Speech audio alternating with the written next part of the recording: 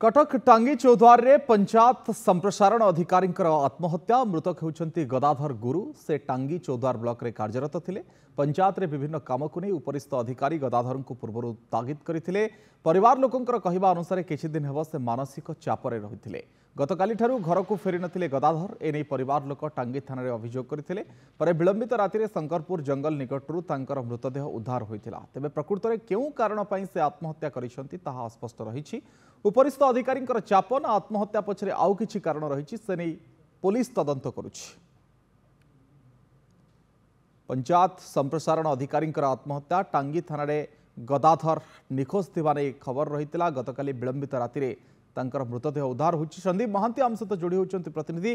संदीप, पंचायत संप्रसारण अधिकारी काहीकि आत्महत्या कले निखोज थिबा नै कि प्रथम रे खबर रहितिला कारण कौन किसी स्पष्ट हो कि परिवार बा ए संपर्क रे ऑफिस तरफ रु?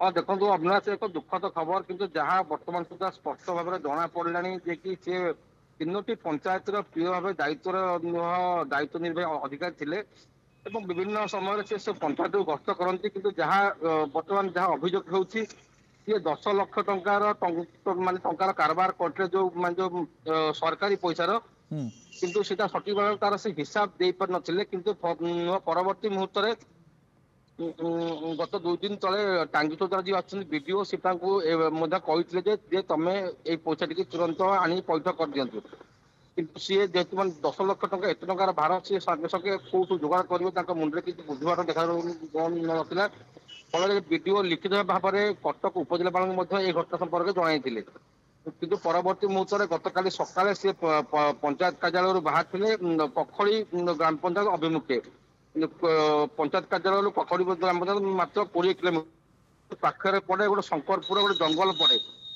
से जंगल सी आत्महत्या कर खबर गतकाल सन्धार जना पड़ा किंतु परिवार तरफ बर्तमान किसी लिखित अभियोग थाना कर बर्तमान जो शबटी कटक बड़ मेडिकल अच्छी व्यवस्था बर्तमान परिवार लोक समस्त अच्छा कटक बड़ मेडिकल जदि आउ कि समय स्पष्ट भाव से कौन प्रोसेस कले कि भाव से मृत्युवरण कले।